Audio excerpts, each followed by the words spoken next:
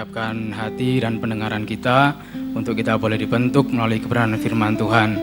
Biarlah melalui kuasa firman yang ajaib, kita semua boleh terus dikuatkan, kita semua boleh terus dibentuk, bahkan kita semua boleh terus diteguhkan di dalam Tuhan.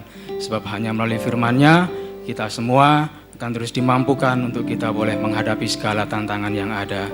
Kita sambut firman Tuhan dengan kita menaikkan satu pujian, walau ku harus berjalan dalam lembah kekelaman.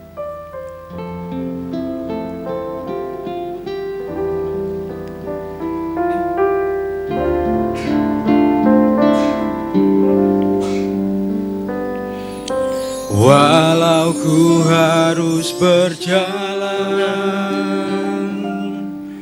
dalam lembah kekelaman, perlindungan-Mu, oh Tuhan, nyatalah bagi hidupku. Tiada pernah sedetik pun, tiada pernah Kau tinggalkan. Sungguh mulia dan sempurna, hanya Kau layak disembah. Yesus, Engkau juru selamatku, dalam janji-Mu kemenanganku. Selamanya kan ku nyatakan besar setia-Mu, Tuhan, di hidupku. Walau ku harus berjalan, walau ku harus berjalan dalam lembah kekelaman, perlindungan-Mu, oh Tuhan, nyatalah bagi hidupku. Tiada pernah sedetik pun, tiada pernah Kau tinggalkan. Sungguh mulia dan sempurna, hanya Kau layak disembah. Yesus, Engkau juru selamatku, dalam janji-Mu kemenanganku. Selamanya kan ku nyatakan besar setia-Mu, Tuhan, di hidupku. Mari saya undang jemaat Tuhan untuk kita boleh bangkit berdiri. Walau ku harus berjalan dalam amin ya Tuhan kekelaman. Inilah setiap pengakuan iman kami, anak-anak-Mu yang hadir saat sore hari ini. Hanya Engkaulah satu-satunya pribadi Tuhan yang sanggup membawa kami untuk kami melewati lembah kekelaman. Engkau tidak pernah sedetik pun meninggalkan kami ya Tuhan. Engkau senantiasa ada dalam setiap kehidupan kami. Kau tinggalkan. Sungguh mulia dan sempurna, hanya Kau layak disembah. Yesus, Engkau juru selamatku, dalam janji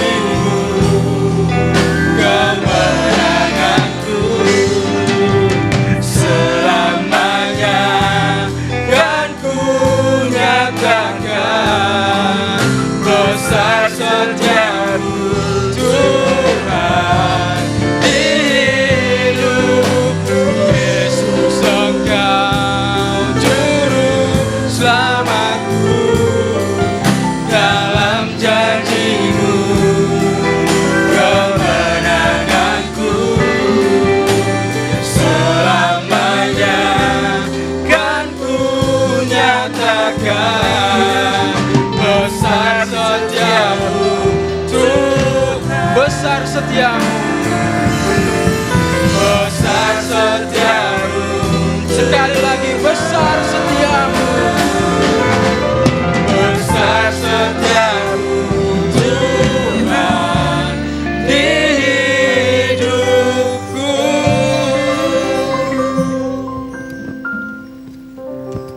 Tuhan, kami telah menaikkan pujian bagi Tuhan, dan kami percaya setiap pujian sudah naik ke hadirat-Mu menjadi dupa yang harum dan menyenangkan hati-Mu Tuhan. Tiba saatnya Tuhan, kami sediakan hati dan pendengaran kami untuk firman-Mu. Kami butuh firman-Mu Tuhan, karena firman-Mu yang menuntun langkah hidup kami, supaya kami tidak jatuh, supaya kami tidak gagal. Tetapi oleh tuntunan firman Tuhan, kami percaya kami pasti berkemenangan. Olehnya Tuhan, Kau mengurapi hamba-Mu Bapak Gembala tentang hari ini Tuhan. Amin. Terima kasih Tuhan, terima kasih. Kami sambut firman-Mu hanya di dalam nama Tuhan Yesus Kristus. Haleluya. Amin. Silakan duduk. Terima kasih doanya Pak Gusriyadi, Pak Selamat Raharjo, selamat melayani. Shalom. Doa saya agar semua saudaraku selalu menikmati pemeliharaan Tuhan dalam hidupnya. Ya, saya yakin semua kita ada dalam pemeliharaan Tuhan. Itu kita sandarkan hidup kepada Dia. Dan kita mau cari tahu terus apa yang seharusnya kita kerjakan. Sebelum kita tahu apa yang harus kita kerjakan, mesti kita tahu takdirnya apa sih kita ini. Banyak orang itu cari tukang ramal, hanya kepingin tahu takdir. Ya, takdir jangka panjang, takdir tahunan, takdir bulanan. Itu yang selalu dicari tahu. Hidupnya anak Tuhan itu terang benderang karena Tuhan kita itu terang yang sesungguhnya. Gelap itu siapa? Setan. Nah dulu kita budak setan, hidup dalam kegelapan. Tidak tahu jalan yang pasti, meraba-raba, tanya sana, tanya sini, pegang sana, pegang sini. Makanya semakin banyak yang dipegang, ya banyak pegangannya, itu merasa aman. Ya ketemu batu kerikil, batu ini, batu itu, pohon ini, pohon itu, pegangi semua. Karena tidak jelas. Ya firman memberitahu bahwa kita ini ditakdirkan untuk ya dan harus apa gitu. Ini semua mesti paham. Dan salah satu yang saya kupas hari ini takdir saudara dan saya. Yohanes pasal 15 ayat 16. Kalau sudah tahu ini, kita tidak perlu khawatir. Itu kata ini penting. Tidak usah takut.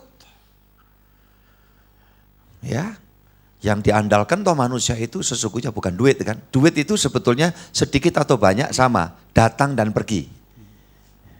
Makanya orang yang pegangan duit tidak akan punya pendirian dalam hidup.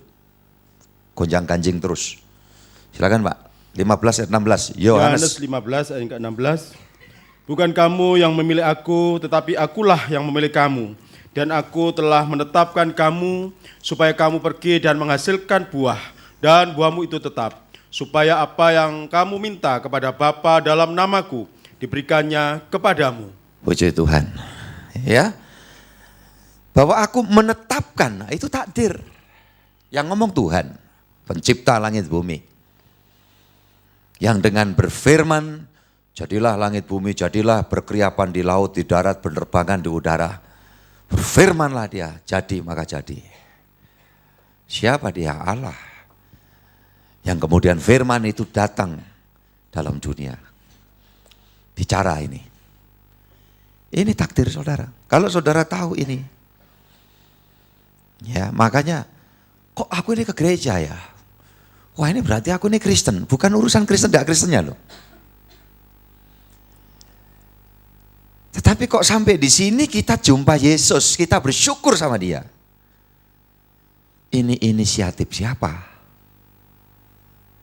Yesus berjawab, bukan kamu yang memilih aku, tetapi aku Yesus, Tuhan, Kristus, Mesias, yang di kitab Kejadian pasal 1 itu berfirman, dan firman itu datang dalam wujud ini aku, mengatakan aku yang memilih kamu. Amin. Tahu dulu kedudukannya. Orang pernah ketemu ngobrol dengan saya. Saya itu heran Pak, kenapa? Kebetulan tahu latar belakang saya. Kok Pak Hendri itu kok bisa jadi ginian itu gimana? Lu ginian, pendeta katanya ginian saudaraku. Nah, terlalu Tapi kan ya wong itu bahasa pergaulan. Bahasa pergaulan tuh kalau sekarang itu banyak disingkat, bahasa gaul. Wah itu sedang melakukan suatu kegiatan, nah sekarang itu disingkat giat. Kami sedang ada giat. Wah sepeda motoran, wah itu ugal-ugalan. Sekarang disingkat, hari itu ugal. Dan supaya ngerti sampean tuh. Jadi ngomong tuh, apa itu maksudnya? Lah ini pendeta ini kan sumber informasi. Apa yang didapat ya sampein gitu loh, supaya kita tahu itu. Banyak istilahnya dipotong-potong seperti itu. Ya. Jadi saudara-saudara yang dikasihi Tuhan Yesus Kristus, ini prinsip-prinsip ini penting. Terus saya jawab sama teman itu. Karena ditanya, coba ceritakan alasannya apa? Saya bilang, ya mbuh aku gak eruh. Ya cok gak eruh ngono rek. Gitu. Gini loh, logikanya itu kalau ini yang berinisiatif jadi seperti aku. Kan dulu aku ini kan bukan milik Kristus. Kok sekarang jadi milik Kristus? Diangkat, diadopsi Allah menjadi anak-anak Allah kita semua itu. Itu yang berinisiatif itu bukan aku. Tuhan. Pada umumnya orang itu kan gini, kepercayaan atau agama itu ya turun-temurun gitu loh. Ini bapak ibu ini, papa mamanya ini, nanti anaknya ini. Kalau dari sisi objektivitas, ya sampai orang itu menemukan sesuatu yang diyakini, lah itu melalui proses pencarian. Makanya dalam dunia ini kalau belum mendapat pencerahan ilahi, itu orang tuh masih dalam proses mencari-cari. Ya, mencari-cari. Sehingga meributkan mana yang paling baik. Dari rebutan mana yang paling baik ini aja kalau salah-salah jadi gegeran saudaraku. Karena yang satu bilang paling baik, ini enggak bisa aku yang paling baik, ini yang paling baik. Ketika Kristen dalam makna label, itu orang kalau salah memahami juga begitu, enggak bisa Kristenku itu yang paling baik, itu label.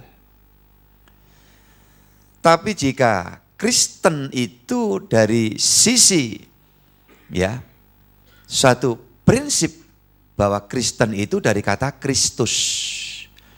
Orang-orang ini sekarang yang disebut Kristen itu adalah orang-orang yang menyilahkan Kristus itu ya manifestasi mengejawanta masuk di dalam dirinya dan diri manusia ini pingin belajar hidup seperti Kristus. Itulah Kristen. Nah kalau dari sisi ini kita tidak perlu ikut berebut. Ketika ada orang lain berkata, agamaku paling baik, agamaku paling. Oh iya, silakan itu wajar. Kalau kamu penganut agama itu, terus kamu jelek-jelek no agama itu, ya berarti kamu itu mendem gadung.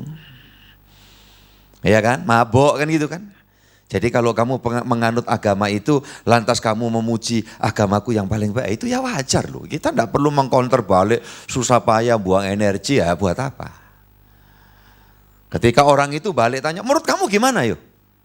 Ya, menurut aku itu ya gini, menurut pemikiranmu itu begitu, ya silakan itu bagus. Lah kalau kamu tanya tentang pemikiranku, ya pemikiranku itu yang penting Kristus itulah yang menyelamatkan aku. Ucapkan bareng apa? Kristus itu yang apa? Menyelamatkan aku. Melalui apa? Kalau dia tanya, gimana itu? Iya. Sebab aku sadar aku ini orang berdosa, salah yake ya Maya. Kita semua ini apa meneh tambah umur, tambah tua, salah ya tambah akeh. Manusia itu kan gitu. Lah terus gimana nek salah yake ini? Wong salah sama dengan wong dosa. Nek wong dosa ya akeh. Saya mau tanya, masuk neraka apa masuk surga? Tolong loh, aku tanya sampean yang jawab. Masuk surga apa neraka? Neraka apa surga? Surga apa neraka? Ayo, Tuhan masih jelas gitu. Terus gimana? Aku coba ingin ngelakoni sing apik gitu. Bolak-balik gagal. Jadi saudara-saudara yang dikasih Tuhan. Kalau gitu gimana ini, dosaku banyak ini loh. Nah terus gimana jalan keluarnya? Tanya lagi sama kita. Nah disitulah maka jalan keluarnya itu ya Yesus. Karena Yesus berkata, aku ini jalan. Yang kedua apa? Kebenaran. Yang ketiga apa? Kehidupan. Kalau aku sudah lewat jalan ini, aku dibenarkan. Bukan karena aku yang berhasil membangun kebenaranku sendiri, tidak, aku cuma mengakui aku orang berdosa, maka Yesus yang benar itu rela mengangkut dosaku, maka aku yang berdosa dijadikan benar. Yang telanjang itu kan manusia waktu berdosa di Taman Eden. Hilang kemuliaan. Ya kan? Tahu ya? Ngerti ya? Yesus waktu disalib itu ditelanjangi. Bahkan waktu belum disalib, waktu lahir di kandang itu. Saudara ini kasih Tuhan, diletakkan di palungan. Ya kan? Masih ingat kan? Kemudian dibungkusnya dengan apa? Selimut tebal. Tidak, kain lampin, lap kotor. Ya. Yang mulia, dia mau dilorot kemuliaannya. Supaya kita yang penuh dengan kenajisan ini kemudian ya diampuni, dikenakan pakaian kebenaran, kemuliaan. Sehingga kita tidak didapati dalam ketelanjangan lagi. Layak waktu kita sudah ditabiskan jadi anak Allah, memanggil Allah itu ya Aba, ya Bapa. Itu takdir saya dan saudara. Ketika inisiatif siapa? Inisiatif dia. Kalau sampai ada anak kecil diadopsi. Diadopsi itu angkat anak ya secara hukum resmi. Pengadilan itu yang menentukan. Biasanya inisiatifnya bayinya atau inisiatifnya orang yang mengadopsi dia. Tolong saudara yang jawab. Ada bayi baru, adopsiin aku gitu. Ngerti gak? Karena ini aku enggak punya siapa-siapa gitu. Umur 2 bulan, adopsiin aku gitu. Enggak bisa kan? Melihat yang dewasa ini, yang punya kekuatan, yang punya potensi. Sakno ini. Ini enggak kayak gini nih, apalagi ketemukannya di sebelah bak sampah, dibungkus kresek. Ngerti maksudnya? Itu duduk onde-onde loh maksudnya. Kan pernah terjadi kan, berapa kali kan? Itu, aduh sakno ini. Biasanya Bu Camat, Bu Kapolsek, Bu Dan Ramil gitu. Sampai Bu RW ini kadang melok-melok. Wis tak aku yang adopsi. Ya gak dirundingan baik bapak saudaraku. Jadi kalau sampai kita diadopsi, itu inisiatifnya dia. Maka ini takdir semua yang saya katakan. Jangan kita cari tahu takdir itu dari tukang ramal. Ya, pasal 15 ayat yang ke-16 bagian akhir itu dikatakan apa? Supaya apa yang kamu minta kepada Bapa dalam namaku diberikannya kepadamu. Dan ini sebagai orang percaya anak Tuhan itu. Kita sebagai anak Bapa itu. Nah ini. Yang kamu minta kepada Bapa. Loh Pak, ini kok Bapak sama namaku? Ini perlu juga penjelasannya. Ini karena kaitannya pemahaman doktrin. Kalau bicara Bapak itu adalah dia pencipta segala sesuatu. Tidak ada apa-apa, dialah Bapak dari segala kekekalan. Nek ngomong lokalnya gitu, iku biange iku ya iku biange gitu loh. Jadi sebelum ada siapa-siapa, itu dia ada. Nah, sedangkan harus dengan namaku, nama Yesus. Karena waktu firman itu datang dalam wujud manusia ini tadi. Dia juga berfirman. Bakal kamu melahirkan anak laki-laki dan hendaklah kamu memberi nama Yesus. Jadi yang menetapkan nama itu siapa? Dari atas. Jadi saudara-saudara yang dikasihi Tuhan Yesus. Itu nama, itu prinsip. Ini loh. Nah, sekarang kita tahu ini. Takdir penetapan Tuhan, takdir sama dengan penetapan yang ditetapkan Tuhan. Tidak bisa dirubah siapa-siapa. Ya, ini kalau Tuhan yang menetapkan ini. Bukan kamu yang memilih aku, tetapi akulah yang memilih kamu. Dan aku telah menetapkan kamu supaya kamu pergi, baca bareng, dan menghasilkan buah. Dan buahmu itu tetap. Nah, ini, pergi menghasilkan buah. Nah ini sekarang kita analisis ya. Gimana kita bisa mendapatkan buah, menghasilkan buah kalau kita tidak menabur. Jadi sekarang kita tahu, oh aku ini bisa di sini, ketemu Yesus, menyembah dia Tuhanku, juru selamatku. Siapa dia? Itu firman. Siapa dia? Itu ya Allah sendiri yang datang ke dalam dunia, Pak. Oh ya, berarti kalau dari sorga Allah itu meninggalkan sorga, datang ke dunia, sorganya kosong, Pak. Saya katakan enggak. Lo enggak kosong gimana, Pak? Lah bayangkan bumi, planet ini, kita ada di sini, ini nempel-nempel di situ, itu ada di dalam tangan kuasanya. Dia datang itu dalam arti bahwa kamu tidak bisa lihat aku sekarang menyatakan diri. Ini loh wujud aku itu kasih, Allah itu kasih. Loh tapi gimana? Abstrak toh, kasih itu kan abstrak. Aku di sini kok di sana. Ketika istilah aku ini Tuhan Allah yang penuh rahimi, penuh kemurahan. Tapi gimana saya bayangkan? Nah itu.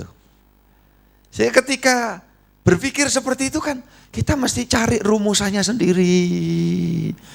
Tapi begitu kasih itu datang dalam wujud Yesus, seluruh kehadirannya, perilakunya Yesus itu wujudnya kasih.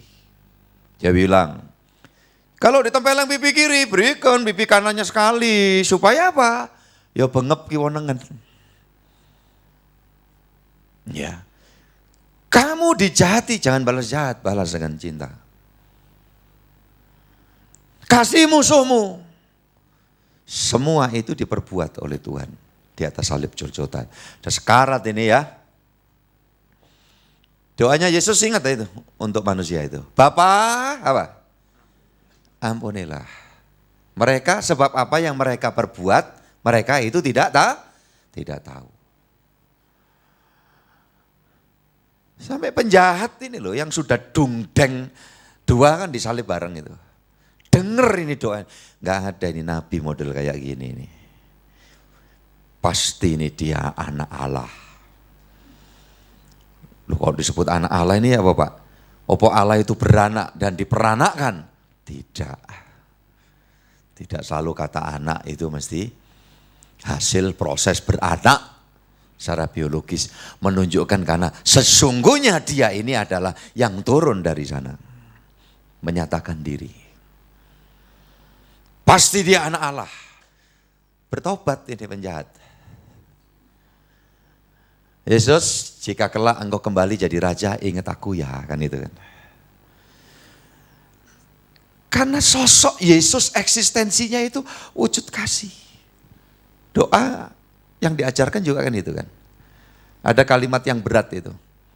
Bla bla bla bla bla, ampunilah kesalahan kami. Ayo, mosok gak eling blas. Kademen ya sama dia. Ampunilah kesalahan kami seperti kami tidak mengampuni orang lain. Itu kalimat paling berat. Kecuali kalau dirubah seperti itu. Ampuni kesalahan kami seperti kami juga mengampuni orang yang salah suami. Ya apa terusan? Istri-istri gimana? Yang salah ini istri, terus gimana? Si istri bilang, oh, salah, aku salah gini kan gara-gara suami juga yang garai Pak. Nah gitu, bulat aja. Nggak ketemu.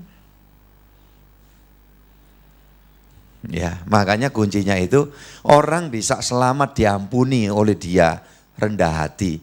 Aku berdosa, kalau enggak Tuhan yang berinisiatif mengampuni, aku enggak akan pernah bisa diampuni dan selamat.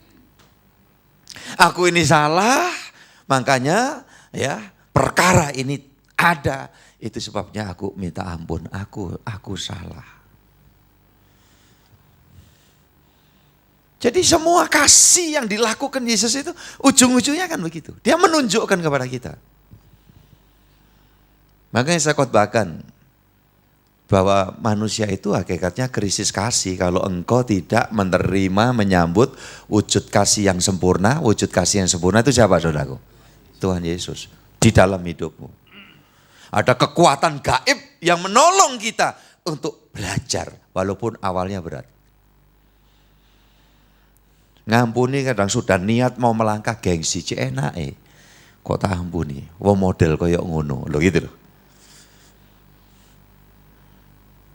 Tapi kekuatan Tuhan ada di dalam kita dengan bukti, aku ini Tuhan. Mengosongkan kealahanku, ketuhananku, aku jadi seperti ini dikuyo-kuyo, dibuat menderita, dimatikan aku itu sampai masuk ke kubur, turun ke alam maut. Nah, ini loh kasih itu ini. Itu tidak bisa cuma diajarkan kalau tidak dia masuk dalam kita. Dia tidak akan masuk dalam kita kalau kita tidak membukakan pintu apa saudaraku? Pintu hati. Jadi itu. Coba alurnya itu etika sorgawinya itu gini. Wahyu pasal 3 ayat 20. Ini saya keluar dikit ya, nanti saya kembali. Wahyu 3:20. Wahyu pasal 3 yang ke-20. Lihat aku berdiri di muka pintu dan mengetuk. Jikalau ada orang yang mendengar suaraku dan membukakan pintu, aku akan masuk mendapatkannya dan aku makan bersama-sama dengan dia dan ia bersama-sama dengan aku. Yesus meledat pintu ya. Masuk toko. Nguras yang di dalamnya gitu ya. Maling itu. Ada anak Tuhan nih beberapa saat ini ngalami itu. Tapi ketemu saya, puji Tuhan Pak. Saya untung masuk gereja. Ajarannya Bapak itu benar. Kenapa? Nah, saya lihat contoh Pak Gembala kok. Rumahnya kebakar ludes kayak begitu Pak Gembala. Tetap aja mau menguatkan orang lain. Iya, terus ngapain saya susah sampai teman-teman bilang, wah kamu itu ngalami kayak gini, terus mau diapakan? Itu yang saya bilang, benda harta duniawi, uang itu datang dan pergi. Ya kalau saudara pekerja, tiap bulan kan datang itu. Nah, ya, oh ini untuk persiapan sepanjang bulan depan. Kadang-kadang sudah disiapkan itu. Bulannya belum habis persiapannya. Udah entek duluan. Terus bersengut. Ini kurang duit. Ada yang model gitu, nek kurang duit bersengut. Nah gereja mau. Kenapa? Kurang duit. Dalam hati ada kok tahu ya Pak Gembala itu ya. Lah yang pendeta Pak ya, Bukasil ya, pendeta itu lah iso weruh sadurunge winara. Ya gitu. Berapa minggu lalu itu lucu. Saya banyak nyampaikan prinsip-prinsip, ayatnya sedikit. Terus saya ngomong, ini dalam hatinya yang baca ini. Masih mikir, kok aku sedih kok nggak diminta baca ya itu. Terus Pak Gembala ngomong, ini karena merasa begitu kan, jadi silakan baca. Turun mimbar itu, lah saya tadi tuh berpikirnya ya gitu loh, bener-bener. Ya, kok bisa gitu? Ya bisa, pendeta kok. Saudara dikasih Tuhan Yesus, mungkin sebagian orang tahu itu berita.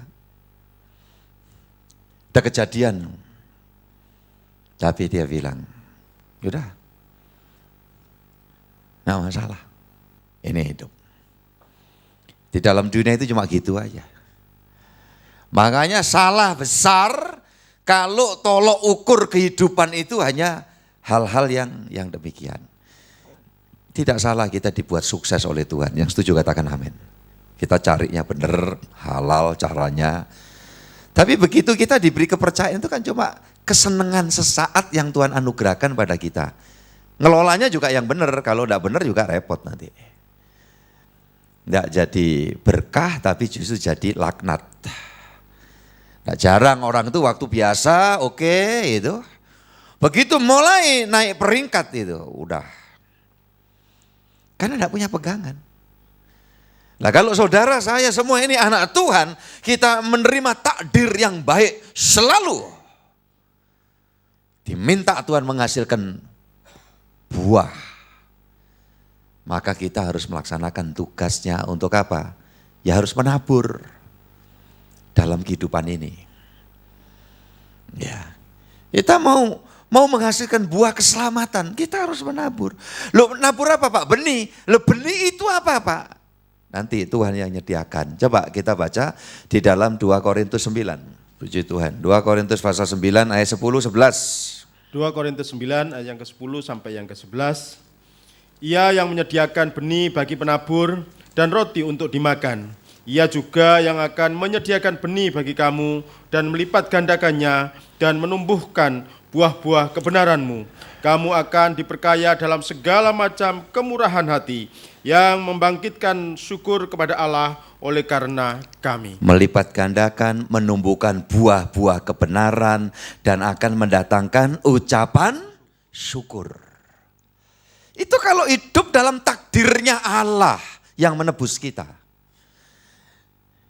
Yang berinisiatif masuk ke kita tapi tidak pernah memaksa orang jadi Kristen. Aku berdiri depan pintu mengetuk. Barang siapa buka pintu, dia tidak pernah maksa. Kalau maksa nyongkel pintu, itu katanya gembok 5 besar-besar itu loh. Bisa raib sak gemboknya, sak rantainya. Tujuannya Pak, mau menghilangkan jejak sidik jari.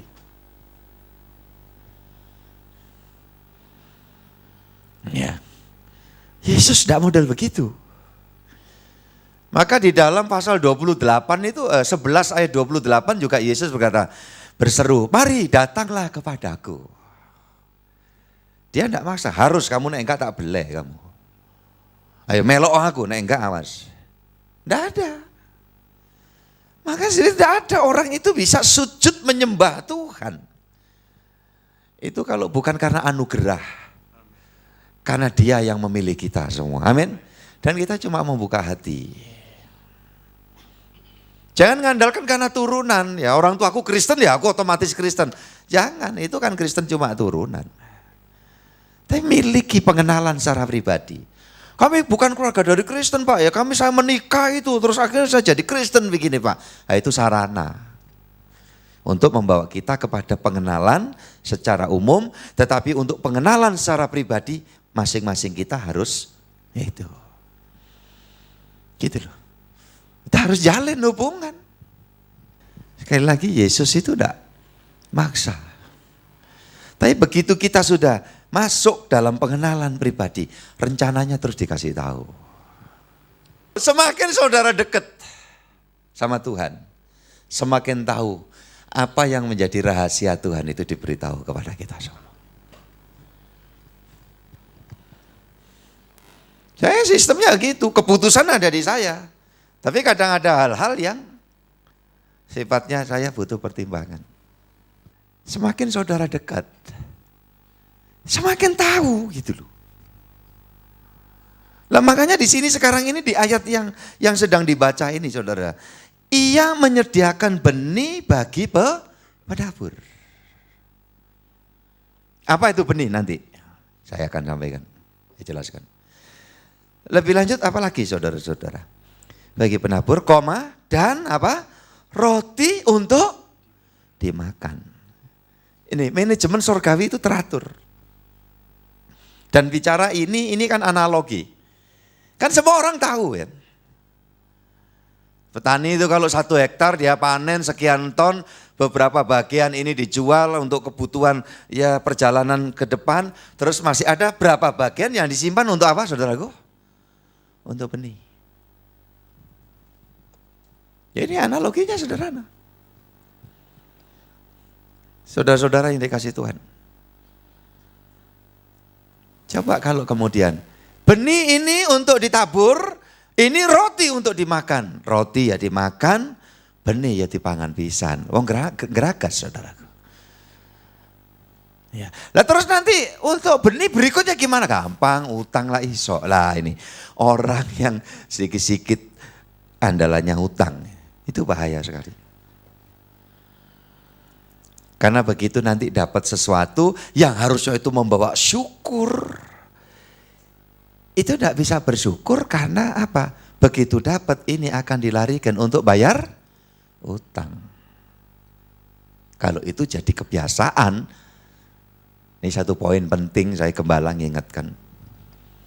Itu paling tidak pas dalam hidup ini. Ya. Jadi Tuhan itu memberikan rezeki pada kita. Dia ingin kita juga mengikuti pola berpikirnya Tuhan dalam apa? Mengelola. Makanya ada peribahasa, jangan sampai lebih besar pasak daripada tiang.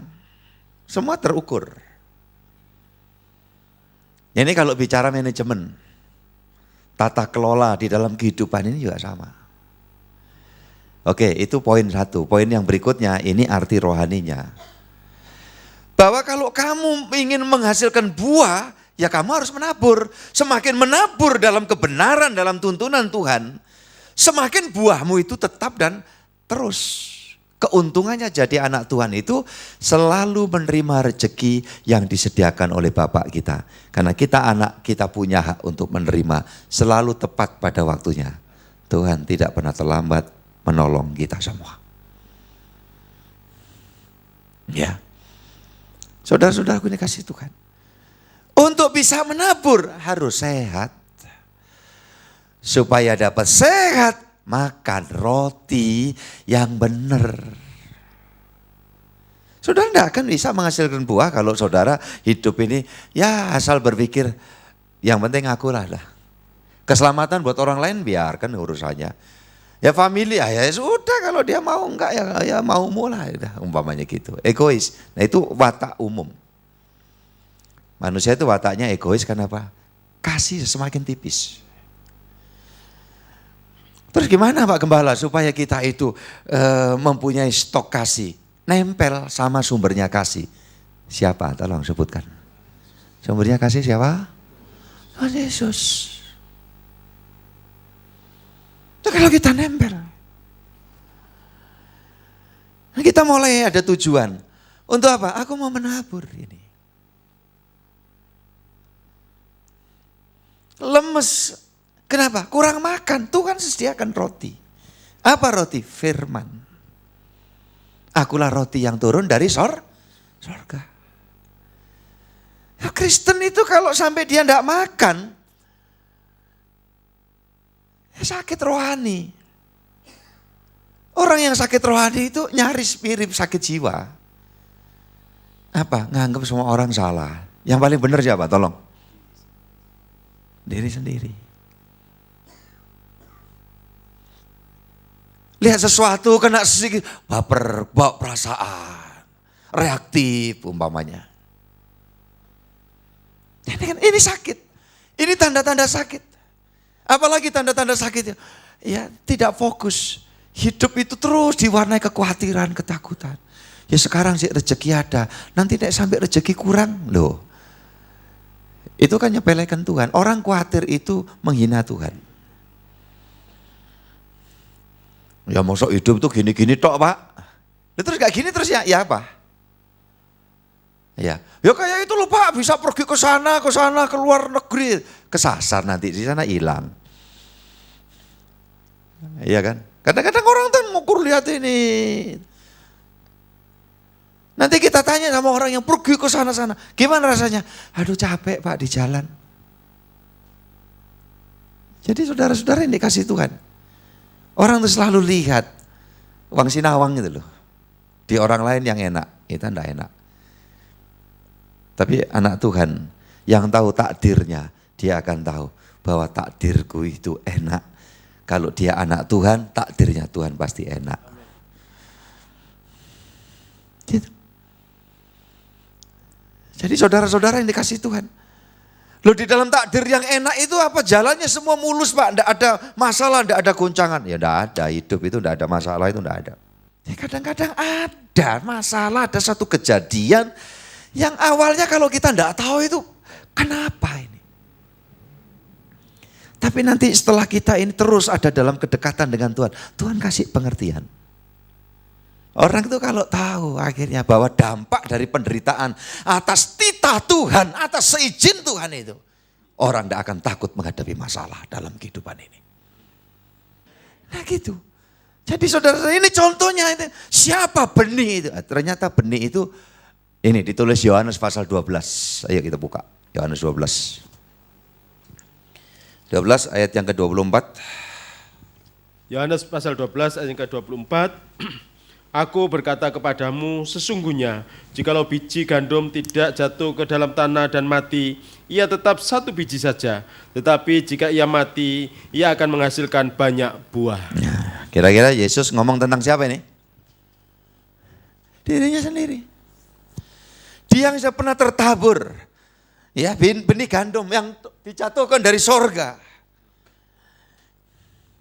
Rela mati di tanah itu. Ditumbuh. Berbuah lebat. Dan ternyata buahnya dari kematian Yesus dan kebangkitan Yesus sampai di kota tercinta ini. Yaitu saya dan saudara semua. Ini yang harus kita taburkan terus. Ketika kita melakukan sesuatu, menaburkan kebenaran, kita harus berpikir itu bukan kebenaranku sendiri. Tetapi kebenaran Tuhan.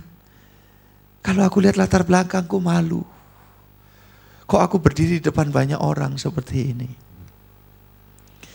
Tapi sekarang aku disadarkan bahwa yang kuberitakan itu bukan tentang diriku, tetapi tentang Dia yang sudah mati tapi bangkit pada hari yang ketiga.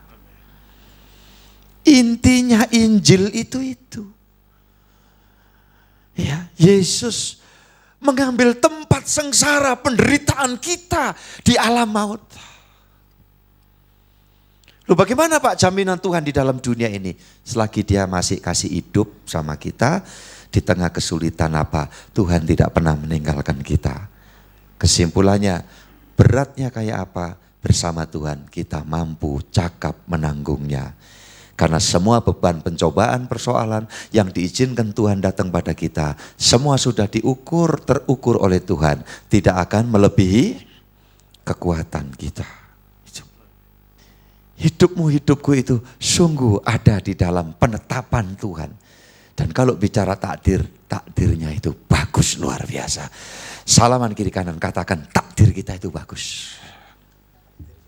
Amin, takdir kita bagus. Tuhan berkati. Coba kita yakin. Ini yang Tuhan rancang. Itu sebabnya saudara yang dikasihi Tuhan, mari kita terus ada dalam keterlibatan dalam ladang Tuhan. Jangan ada yang merasa, saya kan jemaat biasa. Hindari lo ya. Di sini saudara mendapatkan kesempatan. Untuk apa? Aku ini bagian dari tubuh Kristus. Aku ini bagian di dalam ladangnya Tuhan. Saudara menabur. Taburkan berita selamat itu. Taburkan tentang di dalam Yesus ada pemulihan. Di dalam Yesus ada damai sejahtera. Dalam kuasa namanya iblis ketakutan. Yang ngerti itu katakan amin. Orang yang tahu itu tidak perlu cari tukang ramal. Percaya ini, percaya itu. Kalau kita tidak diluruskan oleh Tuhan ada kecenderungan. Tapi kalau kita benar-benar sudah ngerti itu. Kita melangkah. Pak ada kesulitan. Ingat. Tuhan manggil kita jadi kawan sekerja, ya jadi joint venture-nya Tuhan. Kalau bahasa nyampe saya itu ya jadi hoping siang hao-nya Tuhan. Sahabat karib. Dalam segala sesuatu Tuhan tidak pernah tinggalkan kita. Amin saudaraku. Ayat penutupnya saudara baca ini dan pegang ayat itu sungguh-sungguh dalam Roma pasal yang ke-8 ayat yang ke-28. Puji Tuhan. Roma pasal 8 ayat yang ke-28. Ya. Kita tahu sekarang bahwa Allah turut bekerja dalam segala sesuatu untuk mendatangkan kebaikan bagi mereka yang mengasihi Dia, yaitu bagi mereka yang terpanggil sesuai dengan rencana Allah. Puji Tuhan. Saudara diajak kongsi sama Tuhan. Amin. Siapa yang mau setuju diajak kongsi sama Tuhan? Kongsi sama manusia seringkali saudara, enggak happy ending. Iya kan? Nggak happy ending. Tapi kalau kongsinya sama Tuhan, Tuhan tuh pengen nguntungkan kita selalu. Kita kongsi happy ending, banyak yang nggak happy ending. Tapi kalau kongsinya sama Tuhan, joint venture sama Tuhan, kerjasama sama Dia, Dia merancang yang terbaik buat kita semua. Takdirnya baik. Saya undang saudara berdiri sama-sama. Makasih Pak Slamet. Taruh kedua tangan di dadamu. Katakan bersama dengan doaku, Tuhan Yesus terima kasih. Tuhan Yesus terima kasih. Ucapkan bersama dengan saya, Tuhan Yesus terima kasih untuk hari ini. Hari ini juga harinya Tuhan. Jika esok kami masih masuki, berarti kami masuk harinya Tuhan. Semua hari, harinya Tuhan. Tidak ada hari sial. Tidak ada hari jiong kutukan. Tidak ada hari apes. Semua hari, harinya Tuhan. Ucapkan sekali lagi, semua hari, harinya Tuhan. Terima kasih Tuhan. Engkau tetapkan aku jadi penabur benih. Bersyukur ketika kami harus bekerja, kami butuh kekuatan. Engkau menyediakan roti. Ajari kami makan roti secara benar. Sehingga kami sehat. Kami terus bekerja. Dan pekerjaan kami menghasilkan buah. Seperti apa yang Tuhan rancang di dalam hidupku. Terima kasih Tuhan buat hari ini. Kami sungguh yakin takdir yang baik menjadi kenyataan. Tidak ada yang bisa mengubah. Karena itu takdir Tuhan. Terima kasih. Kami berjalan dalam kemenangan. Dalam nama Tuhan Yesus Kristus. Haleluya. Amin. Tuhan berkati saudara semuanya. Silakan duduk. Terima kasih kepada Bapak Gembala yang sudah membagikan berkat kebenaran firman Tuhan bagi setiap kita saat ini. Dan saatnya kembali kita akan bawa yang terbaik bagi Tuhan. Dan mari kita bawa persembahan kita dengan kita menaikkan pujian. Dialah Allah yang menyembuhkan.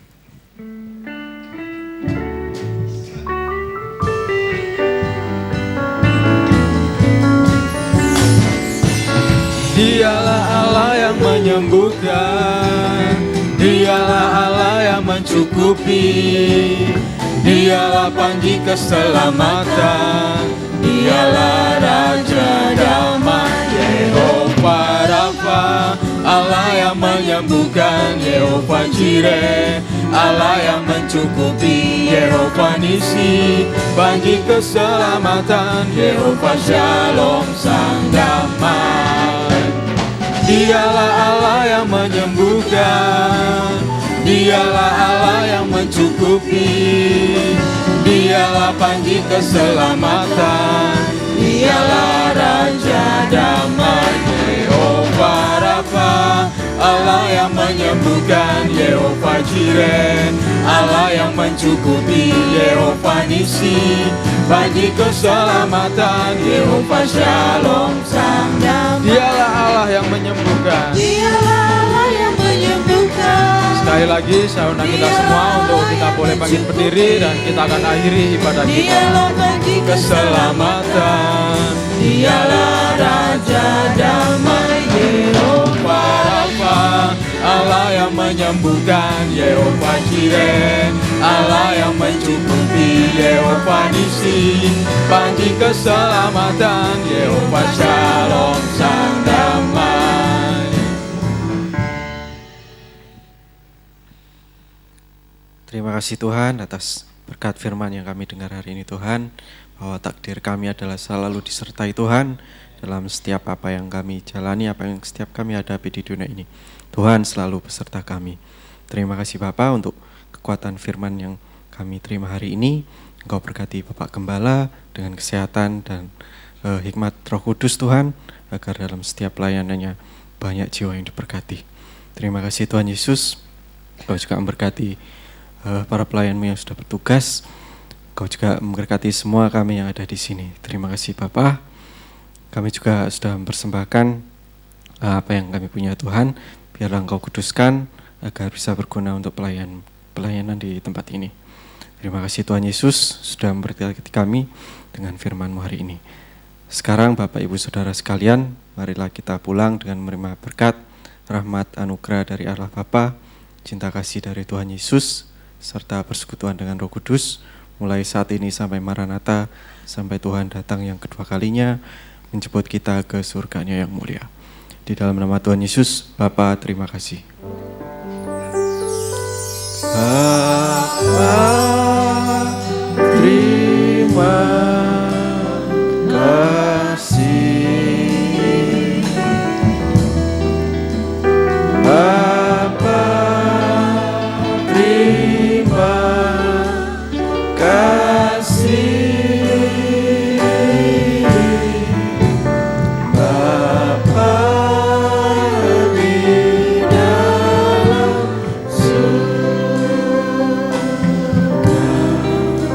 syukur, terima kasih.